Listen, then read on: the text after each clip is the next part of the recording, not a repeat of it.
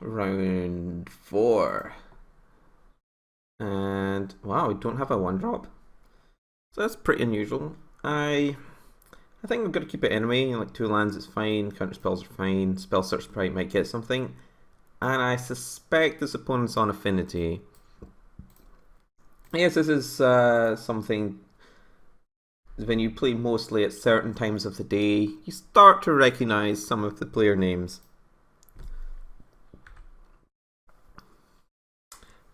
I probably should have looked more closely at their hand there. I've so I forgot that you don't. When a card says look at player's hand, it doesn't show you what it was, but if it's revealed, it says up in the chat window. I'm just gonna spew off this brainstorm. They don't have like lots of mana going spare. Let's see.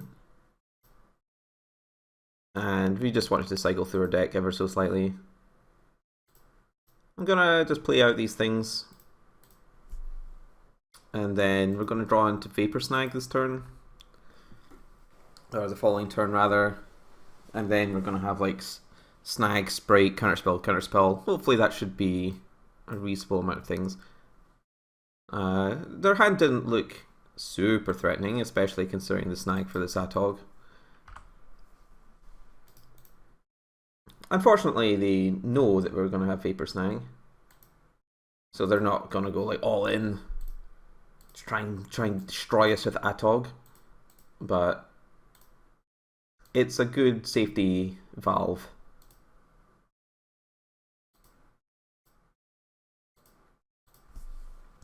And you know, we've got 4 power of flyers in play.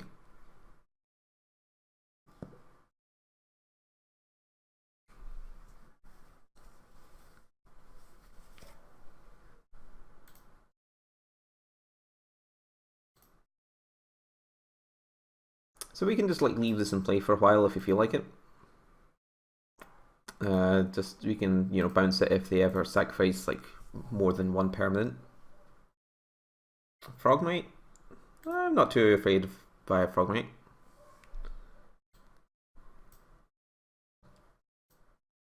That's fine.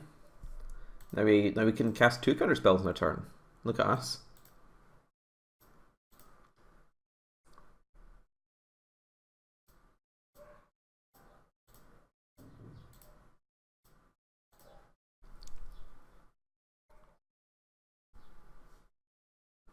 Galvanic Blast? No, I'll spell search spray that one.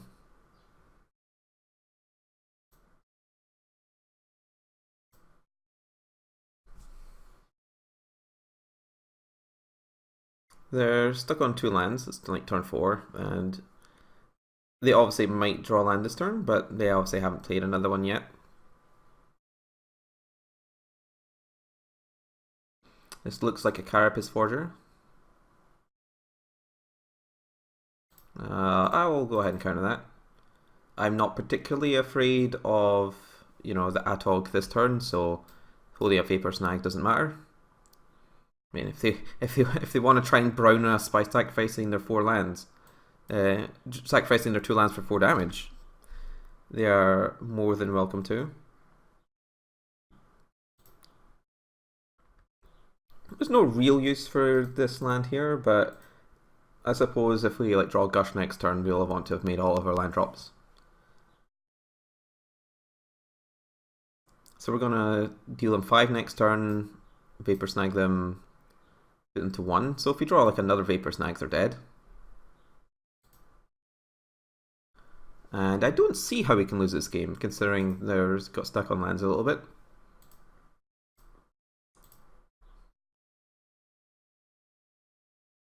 Galvanic Blast? Yeah, I'll just counter that. Our Insectile Abomination is doing great. I mean, I know it's an aberration, but it's also an abomination in my heart. Ah, well, look at that. Ah, what a masterclass. So it's more likely that we'll draw like some sorceries, but sometimes if you need to hit Ninja, you actually want to cast a Gush at their like declare blocker step. And I think I'll just keep this this counter spell, right?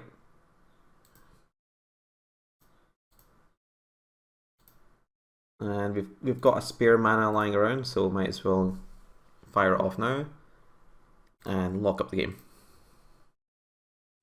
I mean, that sequence wasn't particularly well thought out, but you don't need to particularly well optimize plays like that one there, because I mean they're on one. I have 3 flyers. I have these. So against Affinity, we got to bring in these annuls, these hydroblasts. Got to destroy those atogs. Maybe 4 of them is overboard. Probably not though. Let's see. So yeah, I think the Phantasmal Bear is still not that great. Ninja doesn't hit people that often.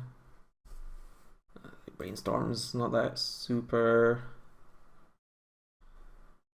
Yeah, I actually think like Daze sometimes doesn't work out so great.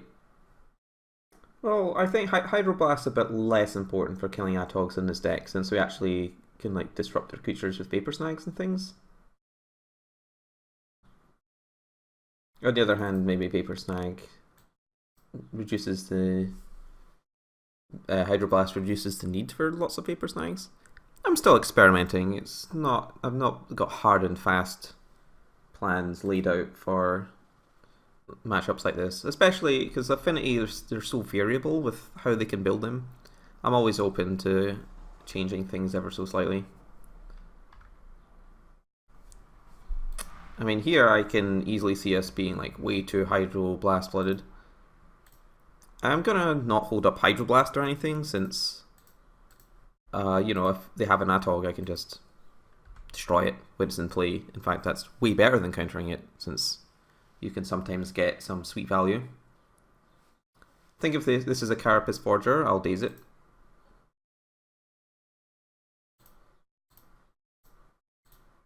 Like so.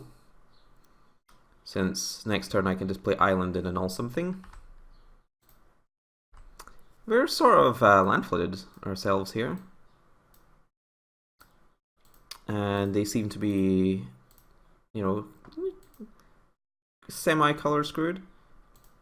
I'm just going to hold up Spellstarter Sprite here. I don't need to cast Preordain this turn, even though it would be fairly good if we were to draw Delver. But snagging something like this off the top, just great. This feels nice. Oh wow. So yeah, I'll go ahead and Ninja them there. Like their only real removal for Ninja, other than just like playing creatures to block, is Galvanic Blast, and even if they draw the requisite land to cast it, I think I've got that base covered.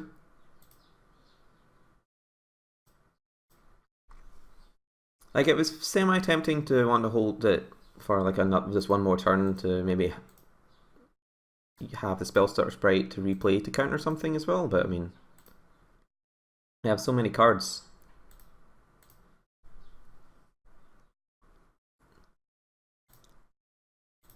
The thing with like making this deck as aggressive as possible is that you can really put the screws on for anyone that remotely stumbles against you. Oh well, time to crack open their noggin, see what's inside. Wow, look at that hand. Wow, and there was me wondering if these Hydroblasts are gonna get enough action. So they have Mirror Enforcer, Atog Fling, Blast, Blast, Blast. Blast, just blasts everywhere.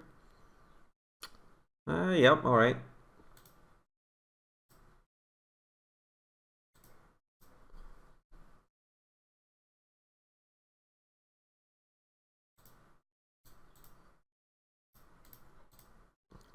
Alright, these.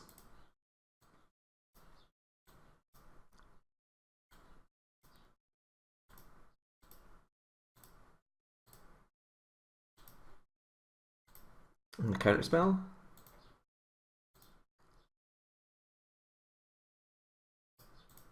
I feel like this would be an appropriate time for like a wrestling commentator to come in and be like,